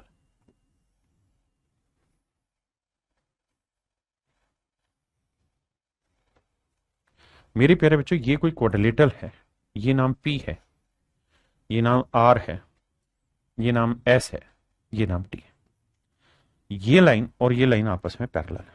आपने कहा ठीक है साहब। सवाल में ये कह रहा है कि पी आर की लंबाई 9 सेंटीमीटर, ये लंबाई 9 सेंटीमीटर। बिल्कुल ठीक है। मेरे प्यारे बच्चों आप ये बात भी बहुत अच्छे से समझते होंगे खूबसूरती से कि जो O है वो इसका सेंटर है, तो ये मिड पॉइंट भी हुआ इस कोड का पीएस का। क्यों? क्योंकि सर सेंटर से ये भी रेडियस होगी, ये भी रेडियस होगी, तो ये मिड पॉइंट हुआ, ये मिड पॉइंट हुआ। अब एक बात बताना कि सर्कल का डायमीटर अगर 10 है मेरे बच्चे, तो रेडियस कितनी होगी? 5, और सर्कल के सेंटर से सर्कल के किसी भी पार्ट की डिस्टेंस रेडियस कहलाती है। तो यहां से जो ये लेंथ खींची इसकी लेंथ आएगी 5। अब आप मुझे बताइए क्या ये तीनों लाइनें पैरेलल होंगी? मैं कहूंगा 500% होंगी। क्यों? क्योंकि सर ये ज्योमेट्री में पढ़ा, ये टेंजेंट है और सेंटर से टेंजेंट को मिलाएंगे 90 बनाते, ये 90, ये 90, 90 टेंजेंट, हाँ है ना? तो इसका मतलब तीनों लाइनें आपस में पैरेलल हुई। अब मेरे बच्चे ये मिड पॉइंट भी है, अगर ये मिड पॉइंट है और ये पैरेलल है इन दोनों के, तो हर हाल में ये भी मिड पॉइंट होगा। बिल्कुल ठीक है। अब यहां वही फंडा लग जाएगा कि ये जमा ये का आधा ये रहता है, तो 5 जो है वो बराबर होगा हाफ ऑफ पी आर की लेंथ 9 जमा एस टी। 2 5 10, 9 उधर जाएगा माइनस का होगा मेरे बच्चे, तो एस टी की लेंथ आएगी 1, and that is option A. Option A मेरे प्यारे बच्चों राइट आंसर। हाँ जी। अब आते हैं मेरे बच्चे अगले कॉन्सेप्ट पे। देखिए मैंने पहले कहा था कि मेंसुरेशन 2D में हम सारी चीजें समेटेंगे, तो यहां समेट ही रहे और कुछ नहीं कर रहे। अगर आप गौर से ध्यान से देखेंगे तो मैंने ज्योमेट्री में पढ़ाया हुआ है, अगर ये ट्रेपीजियम दे रखी है और इसकी ये दोनों पैरेलल लाइन है और ई और एफ मिड पॉइंट नहीं है, ध्यान देना, अगर मिड पॉइंट होते तो a प्लस बी बाई 2 होता, लेकिन अगर ये मिड पॉइंट नहीं ना होके m/n के रेशियो में बांट रहा है, m/n के रेशियो में बांट रहा है, तो करना क्या है, m को a से गुना करना है और n को b से गुना करना है और जोड़ देना है ma प्लस एन बी, और बटे कर देना है m प्लस n, तो इस वाली लाइन की लेंथ निकल के आ जाएगी। ये सारी बातें ज्योमेट्री में पढ़ाई जा चुकी हैं। अब समेटने पे आ रहे हैं। अब इसके ऊपर बेस्ड ये फार्मूला है, please make A solve of it. कह रहा है एपी और पीडी, एपी और पीडी 5:4 है और बीक्यू और क्यूसी भी 5:4 है, तो इसका मतलब ये तय हुआ कि अगर ये रेशियो सेम है और ये रेशियो सेम है तो ये लाइन इस लाइन के पैरेलल है। अगली लाइन में कह रहा है कि भैया डीसी की लेंथ है 11, बहुत सुंदर साहब, एबी की लेंथ है 38, बहुत सुंदर साहब, तो सवाल में कह रहा है पी क्यू की लेंथ निकाल के बताइए मेरे प्यारे बच्चों क्या होगी। तो आप कहेंगे देखिए सर सो ट्रिक बता रहे हैं, 4 को 38 से गुना करो, 4 गुना 38 जमा 5 को 11 से गुना करो, 5 गुना 11, और बटे कर दो सर 4 जमा 5 9। देखिए मेरे दोस्त कैलकुलेशन आपको करनी है, कुछ बड़ा मतलब ऐसी कोई चीज है नहीं, कैलकुलेशन कर लेना। अगला सवाल देखिए, अगला सवाल भी मेरे प्यारे बच्चों सेम है, ये आप खुद से करेंगे, किसी भाई को दिक्कत नहीं होगी इसमें। और आगे आते हैं। अब आते हैं अगले कॉन्सेप्ट में मेरे प्यारे बच्चों। देखिए सारी चीजें मोस्टली मैं ज्योमेट्री में बता चुका हूं, यहां से समेट रहा हूं, ध्यान से देखिए। अगर मेरे प्यारे बच्चों सवाल में आपको यह कहे कि भैया ये कोई ट्रेपीजियम है जिसकी ये वाली लाइन और ये वाली लाइन दोनों पैरेलल है, ये ट्रेपीजियम है और ये दोनों लाइनें पैरेलल है, और इस वाली ट्रेपीजियम का एरिया, मैं क्या कह रहा हूं, इस वाली ट्रेपीजियम का एरिया को मैंने m नाम दिया, इसका एरिया है m, और इस वाली ट्रेपीजियम के एरिया को मैंने n नाम दिया है। मतलब अगर इन दोनों, भाई ध्यान दोगे तो ये दोनों लाइनें पैरेलल है, आपने कहा बिल्कुल ठीक है, और अगर मैं पी क्यू इनके पैरेलल खींच रहा हूं तो 2 ट्रेपीजियम बनी, एक ये वाली एक ये वाली, हाँ जी, तो अगर इन दोनों ट्रेपीजियम के एरिया का रेशियो m/n दे रखा हो, पहले फिगर को देखो फिर आगे बात करेंगे। अगर एरिया का रेशियो दे रखा हो m/n, शब्दों पे गौर फरमाना, एरिया की बात कर रहा हूं। अगर एरिया का रेशियो दे रखा हो m/n, तो मेरे प्यारे बच्चों PQ की जो लेंथ है वो कैसे निकलेगी, अब ध्यान देना। PQ की लेंथ कैसे निकलेगी, तो उसका तरीका होगा क्या कि m को a स्क्वायर से मल्टीप्लाई करना, n को b स्क्वायर से मल्टीप्लाई करना, m को a स्क्वायर से n को b स्क्वायर से मल्टीप्लाई करना और बटे में m+n रखना। ये जो लेंथ है ये निकल के आ जाएगी PQ की। ये लेंथ निकल के आ जाएगी मेरे प्यारे बच्चों PQ की। ये लेंथ निकल के आ जाएगी PQ की। और अगर मेरे बच्चे m और n का रेशियो इक्वल है, मतलब इक्वल एरिया में बांट दे रही है, तो समझो कि m की वैल्यू 1, n की वैल्यू 1, तो a square plus b square upon में 1 और 1 2, सेम ही बात हो जाएगी। मेरी बात समझ पाई? अब सवाल समझिए, अब करिए क्वेश्चन।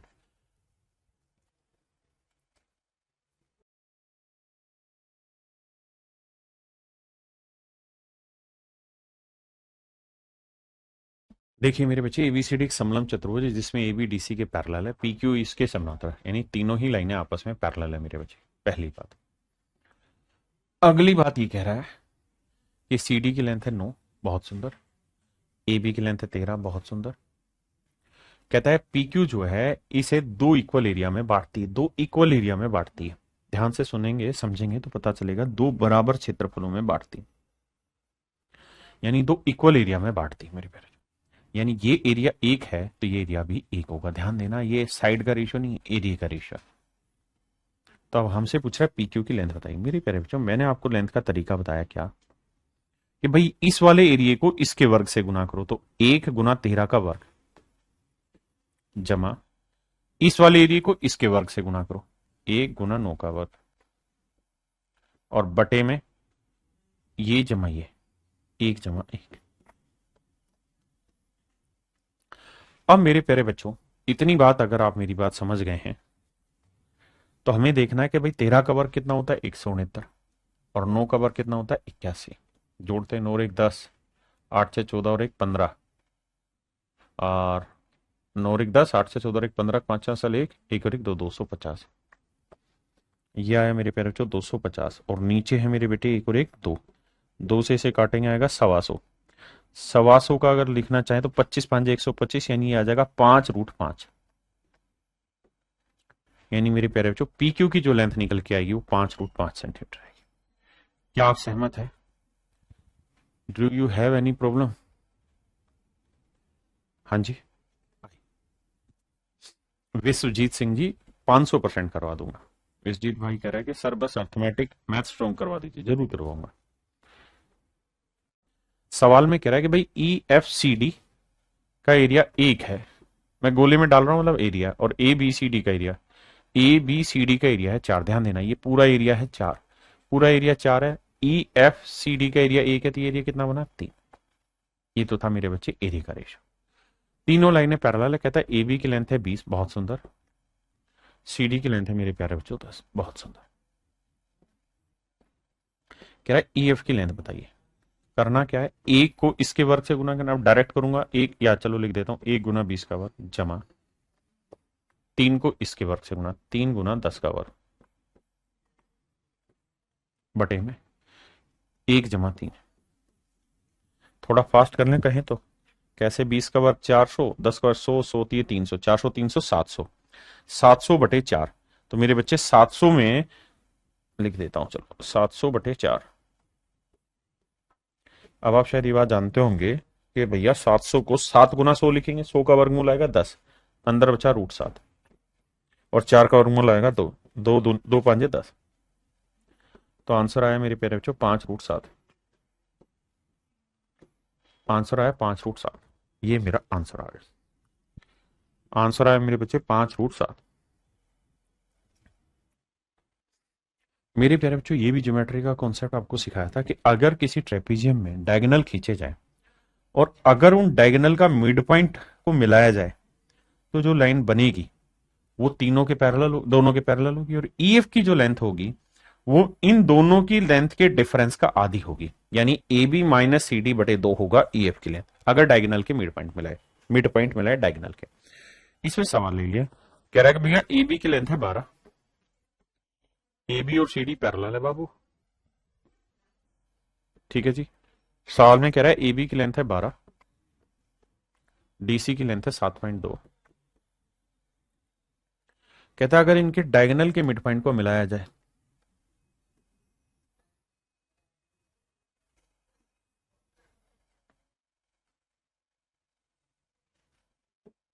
अगर इनके डायगोनल के मिड पॉइंट को मिलाया जाए मेरे प्यारे बच्चों, इनके विकर्णों के मध्य बिंदुओं को मिलाया जाए, तो कहता है इस लाइन की लेंथ क्या होगी। तो मेरे प्यारे बच्चों इस लाइन का नाम अगर ई एफ है, तो ई एफ की जो लेंथ होगी वो बेसिकली इन दोनों के डिफरेंस का आधा होगी, यानी 12 माइनस 7.2 का आधा। तो मेरे बच्चे 12 में से 8 गया, 4 बचा, 0.2 हटाएंगे तो बचा 8, 2 से भाग देंगे तो ये आया मेरे प्यारे बच्चों 2 दूनी 4, 2 चौक 8, 2.4 सेंटीमीटर, 2.4 सेंटीमीटर। हाँ जी, ये मेरा आंसर।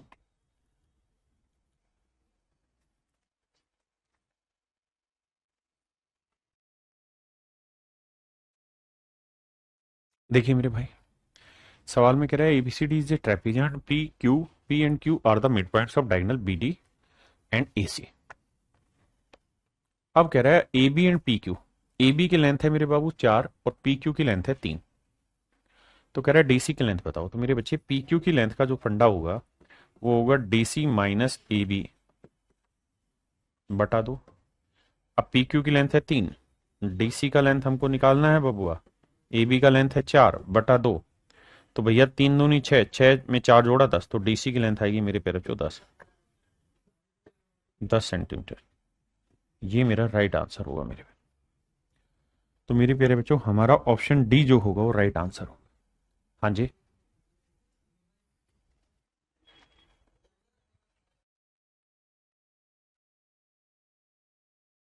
देखिए मेरे भाई, सवाल में क्या कह रहा है, कहता है कि ए बी सी डी एक ट्रेपेजियम है और अगर इसमें डायगोनल खींचे जाए, अगर क्या खींचे जाए मेरे प्यारे बच्चों, डायगोनल खींचे जाए, एक डायगोनल ये वाला खींच दिया बाबू और एक डायगोनल हमने ये वाला खींचा। अगर हम दोनों डायगोनल खींच दे रहे हैं मेरे बच्चे, तो एक रिलेशन बनता है बहुत खूबसूरत, क्या कि दोनों डायगोनल के स्क्वायर का sum, a c square plus b d square, ध्यान देना, a c square plus b d square, दोनों डायगोनल दोनों विकर्णों के वर्गों का योग हमेशा ही बराबर होगा किसके, A D square plus B C square plus twice of A B into C D, twice of A B into C D. क्या दोनों विकर्णों के वर्गों का योग, दोनों विकर्णों के वर्गों का योग नॉन पैरेलल लाइनें के वर्गों का योग, नॉन पैरेलल लाइनें A D square plus B C square plus में ट्वाइस ऑफ दोनों पैरेलल लाइन के प्रोडक्ट के बराबर होगा, ट्वाइस ऑफ दोनों पैरेलल लाइन के प्रोडक्ट के बराबर होगा। ठीक है जी। इस फंडे पे सवाल पूछे जाते हैं, जैसे इस सवाल पे ये कहता है ए बी 8 सेंटीमीटर है भैया, डीसी बीसी 10 है, सी डी 12 है और मेरे प्यारे बच्चों एडी की लेंथ है 16। बहुत बढ़िया। कह रहा है जी दोनों डायगोनल के स्क्वायर का सम बताइए, यानी a c square plus b d square की लेंथ बताइए क्या होगी। तो मेरे प्यारे बच्चों क्या होना है, दोनों नॉन पैरेलल लाइन के स्क्वायर का सम, तो 16 का वर्ग, दो मैं लिख दूं डायरेक्ट, 256 जमा 10 का वर्ग 100 प्लस में होगा twice of product of both parallel line, तो 12 गुना 8।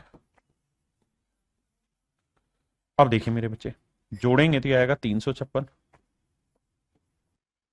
356, 12 7 84, 12 8 96, 96 दूनी कितना हुआ, 2 6 12, दोनी में 18 और 1 19, 192।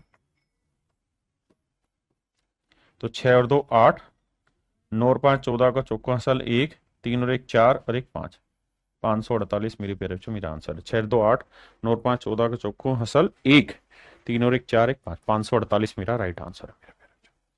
यानी मेरे नन्हे मुन्ने प्यारे बच्चों मेरा सही उत्तर होगा 548। हाँ जी, आइए आगे।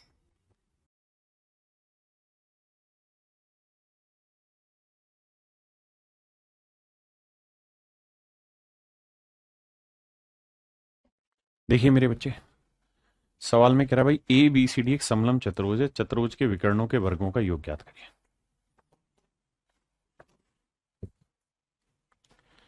देखिए मेरे भाई,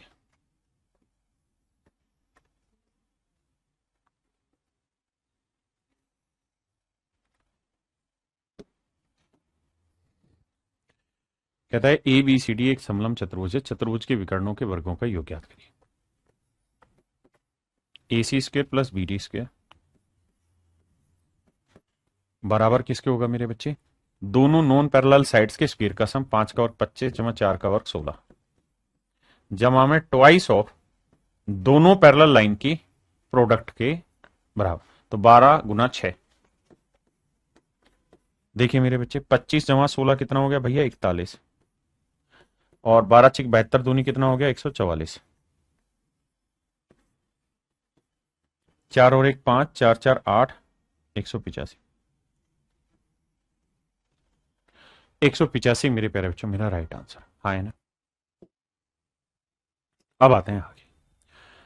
मेरे नन्हे मुन्ने प्यारे बच्चों, ये बात भी आप बहुत अच्छे से जानते हैं कि अगर किसी ट्रेपीजियम में डायगोनल हम खींचते हैं, तो जब हम डायगोनल खींचेंगे तो ये वाला एंगल और ये वाला एंगल बराबर होंगे, अल्टरनेट इंटीरियर एंगल।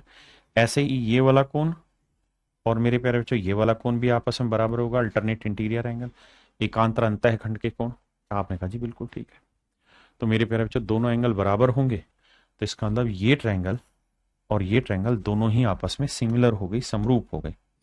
अगर दोनों ही त्रिभुज आपस में समरूप है मेरे प्यारे बच्चों, मेरे प्यारे बच्चों अगर दोनों ही त्रिभुज आपस में समरूप हो गई, तो हर एक करस्पॉन्डिंग साइड्स का रेशियो सेम होगा। यानी जो रेशियो ओसी का ओ ए के साथ होगा, वही रेशियो सी डी का मेरे बच्चे ए बी के साथ होगा, और वही रेशियो ओ डी का ओ बी के साथ होगा। मतलब बड़ा आसान है। यहाँ अल्फा के सामने ओ बी लिखोगे तो यहाँ अल्फा के सामने ओ डी है। यहाँ थीटा के सामने ओ सी लिखोगे तो यहाँ थीटा के सामने ओ ए लिखोगे। यहाँ ये vertical angle opposite angle equal है, तो इसके सामने ये, तो इसके सामने ये। इस बात को ध्यान रखिएगा। अब बढ़ते हैं सवाल पे। आइए, सवाल में कह रहा है भैया कि ये कोई ट्रेपीजियम है। आप करते रहिए, मेरा काम है फिगर को बना के दिखाना। आप करिए।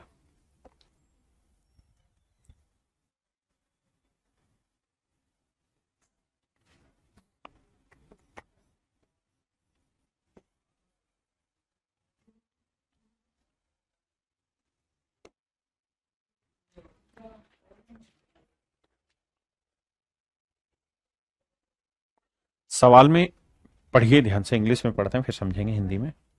कह रहा है in a trapezium one diagonal divides the other diagonal in the other in the ratio 2:9। कहता है कि भाई एक विकर्ण दूसरे विकर्ण को 2:9 में विभाजित करता है, 2:9 में विभाजित करता है। यानी समझो ये डायगोनल इस वाले डायगोनल को 2:9 में बांट रहा है। आपने कहा ठीक है, अगर 2:9 में बांट रहा है ना मेरे बच्चे, तो मैंने अभी समझाया कि ये त्रिभुज और ये त्रिभुज दोनों सिमिलर होंगे, और अगर ये सिमिलर है तो हर एक करस्पॉन्डिंग साइड्स का रेशियो 2:9 ही होना है, सेम रहेगा 2:9। तो 9 यूनिट 45 है, तो 1 यूनिट 5 है मेरे बच्चे, तो 2 यूनिट आएगा, 2 5 10। ये मेरा राइट आंसर है। आइए भाई,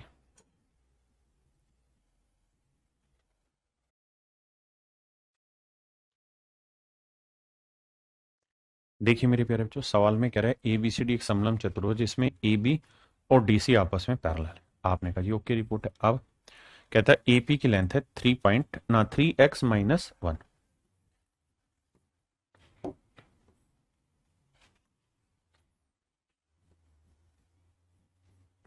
एपी की लेंथ है मेरे प्यारे बच्चों 3x-1। पीसी की लेंथ है 5x-3। बीपी की लेंथ है मेरे बच्चे 2x+1।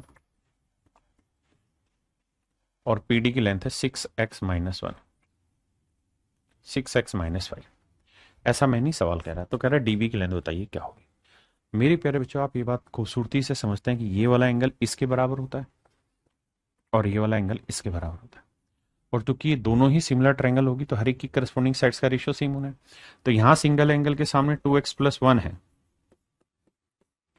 तो यहां सिंगल एंगल के सामने है 6x-5। बहुत बढ़िया। यहां डबल एंगल के सामने 3x+1 ना 3x, माफ करिएगा -1, तो यहां डबल एंगल के सामने 5x-3।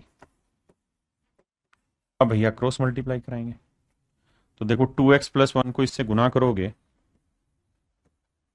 प्लस 1 को 5x माइनस 3 से गुना करेंगे। यहां 3x माइनस 1 को मेरे प्यारे बच्चों 6x माइनस 5 से गुना करेंगे। गुना करेंगे मेरे बच्चे, 5 दूनी 10x फिर आएगा, ये माइनस 6x आएगा, ये प्लस 5x आएगा, और ये माइनस 3 आएगा। यहां जो वैल्यू निकल के आएगी वो आएगी 6×18x स्क्वायर, माइनस 3 को 5 से करेंगे 15x आएगा, माइनस 6x आएगा, प्लस 5 आएगा। आपने कहा जी बिल्कुल ठीक बात है, यहां तक कि हमें समझ में आती है ये बात। अब कहानी को समझिएगा। अगर इतनी बात आप समझते हैं,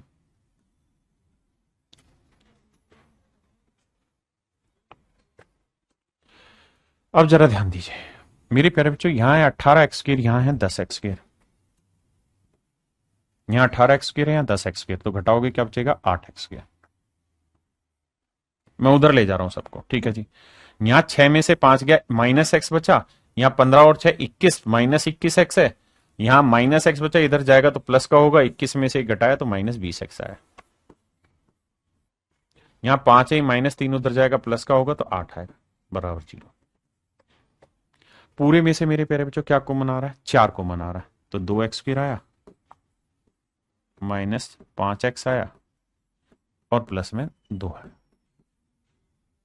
अब हमें कुल मिला के देखना है कि मल्टीप्लाई करें तो आए 4 और जोड़े घटाएं तो आए -5। तो आप कहेंगे सर एक -4 बना, एक -1 बना, क्योंकि ने गुना किया तो +4 ही आया, तो आंसर मतलब फैक्टर होगा -4 -1। बटे में यहां 2 है तो 2 लिखते हैं, क्वाड्रेटिक इक्वेशन सोल्व करनी समझाई थी। अब कोफिशिएंट ये था फैक्टर, तो एक्चुअल में यहां वैल्यू क्या आएगी, प्लस, दोनों जगह 2 से काटेंगे, ये 2 आएगा और ये 1/2, यानी x की वैल्यू या तो 1/2 होगी या 2 होगी। अब दोनों रख के चेक कर दो। उसने पूछा हमसे डीबी बताओ, तो डीबी की लेंथ पूछिए, डीबी की लेंथ अगर जोड़ोगे तो क्या आएगी 6x minus 5 plus 2x plus 1, तो जोड़ोगे तो 6 2 8x और -5 जमा 1 -4। अब x की दो वैल्यू है, एक तो है 1/2, अगर मैं x की वैल्यू 1/2 ले लूंगा तो 1/2 से 8 को काटेंगे, 4 4 में 4 गया 0, तो उस हिसाब से तो डीबी की लेंथ 0 आ जाएगी, तो डायगोनल की लेंथ 0 थोड़ी होगी, तो फिर मैं 1/2 रखूंगा। अगर मैं 1/2 ना 2 रखूंगा तो 8 दूनी 16, 16 में 4 गया मेरे पेरे बच्चों 12, मेरा राइट आंसर। तो या तो मेरा आंसर 12 होगा या फिर 0 0 हो नहीं सकता क्योंकि लेंथ है, तो आंसर क्या लिखा जाएगा मेरे बच्चे 12। आराम से पहले समझो फिर आगे बात करेंगे।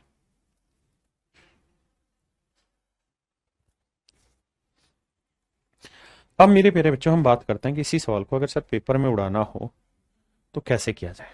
देखिए यार, ये तो तय है कि ये सवाल ने दिया हुआ, हमने कुछ नहीं किया इसके अंदर, हम इससे आगे की कहानी पढ़ेंगे। मेरे प्यारे बच्चों ऐसे सवालों का सबसे आसान तरीका ऑप्शन से उठा लीजिए। उसने कहा कि डीबी की लेंथ कितनी है, 6x माइनस 5 जमा 2x plus 1, 6 2 8x minus 4, 8x minus 4। अगर मेरे बच्चे ये 14 के बराबर है, मैं पहला ऑप्शन ठीक मान लेता हूं, तो 14 और 4 18, तो 8x की वैल्यू आई 18। अब x की वैल्यू आएगी 18/8 यानी 9/4, तो ये पॉइंटों में आप फंस जाओगे, यहां वैल्यू रखते होते, वैल्यू रखोगे तो यहां कैलकुलेशन में आपको दिक्कत होगी। तो बेटर तरीका है कि इस वैल्यू को सबसे लास्ट में ट्राई करें। अगर देखना ही है, मैं अगला 12 लेता हूं, अगर यहां 12 लूंगा मेरे प्यारे बच्चों, तो 12 और 4 कितना हो जाएगा 16, तो x की वैल्यू कितनी आ गई 2। अगर x की वैल्यू 2 है तो 2 दूनी 4 और 1 5, और 2 6 12 में से 5 गया 7, यहाँ 2 3 6 में से 1 गया 5, और 2 5 10 में 3 गया 7, रेशियो सेट आ गया, तो आंसर आ गया 12। यानी ऑप्शन से चला जाए, किससे जाया जाए मेरे बच्चे, ऑप्शन से जाया जाए सबसे पहले, वही एक तरीका आसान बैठता है। माफ करिएगा, बताइए इसे।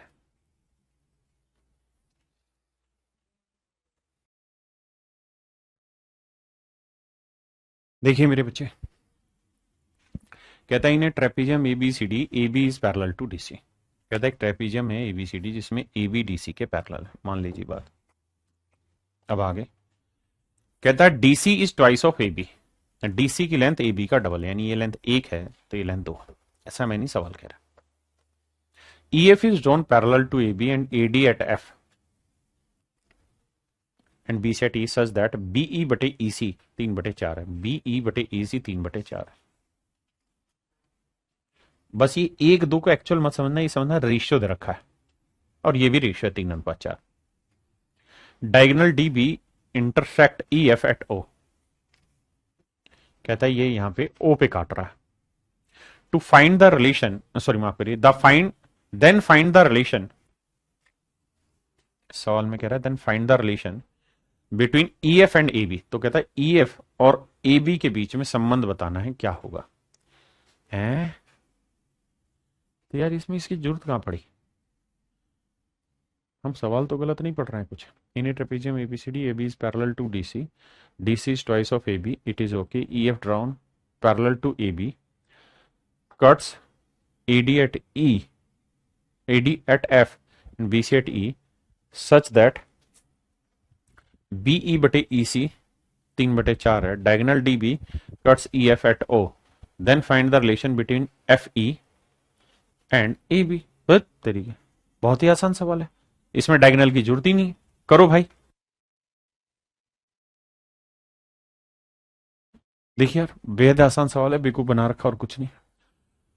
आपको करना क्या होता है, इस रेशियो को इससे गुना करते हैं जब हमें EF की लेंथ निकालनी होती है। तो आप कहेंगे बिल्कुल सही बात है सर,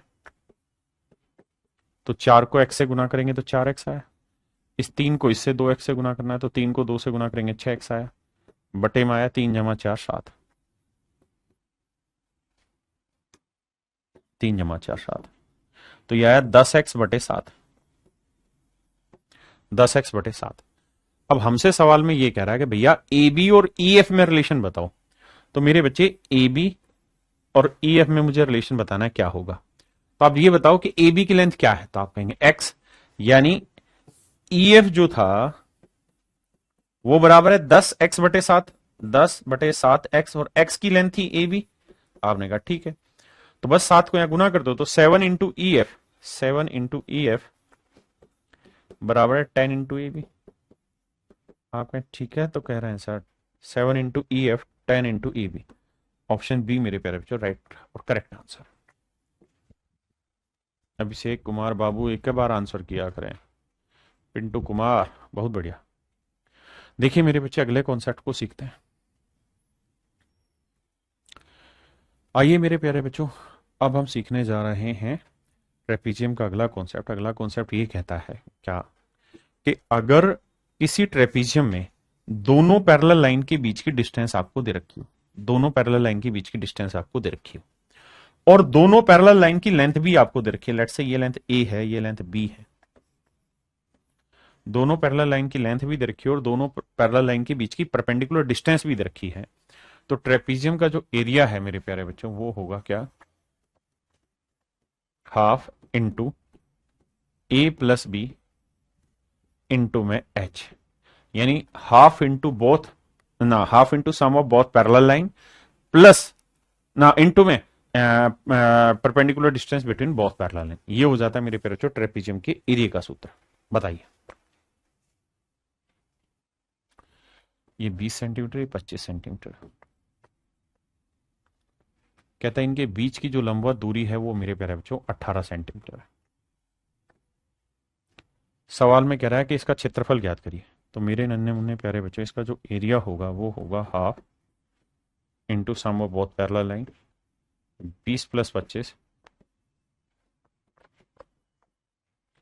इंटू 18, 2 से काटेंगे 9 आया, 20 और 25 45, 45 गुना 9 करेंगे। अब भैया करेंगे तो 9 5 45, 9 चौक 36 और 4 40, 405 वर्ग centimetre. Option B is your correct answer.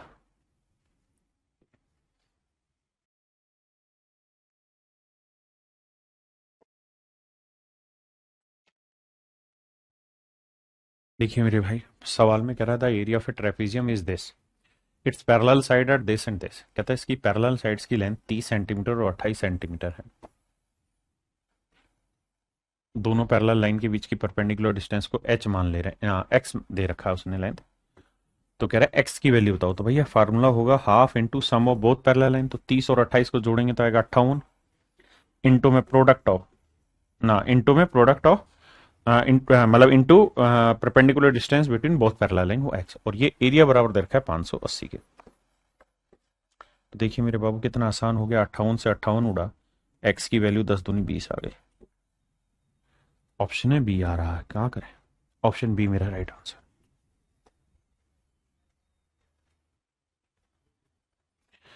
कहता है area of a field in the shape of a trapezium is this, the perpendicular distance between its parallel line is 24 centimetre. कहता है ये है 24 सेंटीमीटर, बहुत सुंदर। And the ratio of parallel sides is 5:3, यानी ये 5x है तो ये मेरे प्यारे बच्चों 3x है। एरिया दे रखा है तो एरिया का फंडा होगा half into sum of both parallel line, जोड़ेंगे तो 5 और 3 8x आएगा मेरे प्यारे बच्चों। Distance between two parallel line is 24, और ये एरिया मेरे प्यारे बच्चों 1440।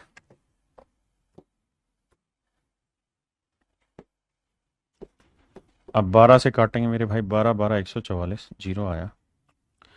8 से काटेंगे 15 आया।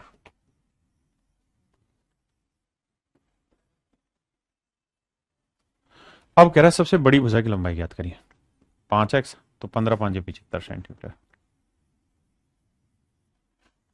तो मेरे प्यारे बच्चों मेरा जो करेक्ट आंसर होगा 75 सेंटीमीटर।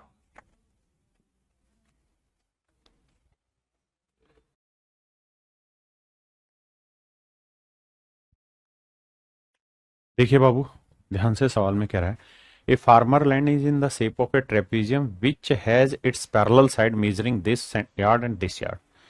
कहता है जो पैरेलल लाइनें हैं उनकी लंबाइयां 2.56 गज है और 3.44 गज है, बहुत सुंदर। The cost of ploughing, ploughing माने जोतना, खेत को जोतना, ऑफ द लैंड इज ₹1800 पर स्क्वायर यार्ड। कहता है खेत को जोतने की जो लागत है वो 1800 रुपए प्रति गज, प्रति वर्ग गज की लागत है। What amount will have to be spent in order to plough the entire land. तो कहता है पूरे खेत को जोतने के लिए कितने पैसे की जरूरत होगी। किसान के पास समलंब आकार की जमीन है जिसकी समानांतर भुजाओं की लंबाई इतनी इतनी है, इंग्लिश में, हाँ इंग्लिश अंदर, and the distance between the parallel side is this. कहता है डिस्टेंस इतनी है, तो ये लेंथ भी मेरे प्यारे बच्चों दे रखी है हमको, कितना 144, मतलब 1.44। अब देखिए एरिया निकालेंगे तो वो आएगा half into sum of both parallel line, जोड़ेंगे तो भैया 3 2 5 और 1 6 आया, इंटू में perpendicular distance of both parallel line that is 1.44, इतना आया एरिया। अब कह रहा है कि इसका जो खर्चा है वो खर्चा है मेरे प्यारे बच्चों 1800 रुपए प्रति वर्ग मीटर। तो 1 वर्ग मीटर का 1800 रुपए खर्चा है, तो इसका कितना है। अब देखिए डेसिमल हटा दूंगा मेरे बच्चे तो 2 जीरो गायब, बिल्कुल ठीक है। 2 से काटना बेहद आसान है, 3 आया। अब भैया गुना करना है और गुना करके हमारा आंसर देखते हैं, यूनिट डिजिट से कुछ बनती है, 8 चौक 32, 3 दूनी 6 बन रहा है, 6 केवल एक ही ऑप्शन में, दैट इज ऑप्शन सी। तो मेरे प्यारे बच्चों ऑप्शन सी मेरा करेक्ट आंसर।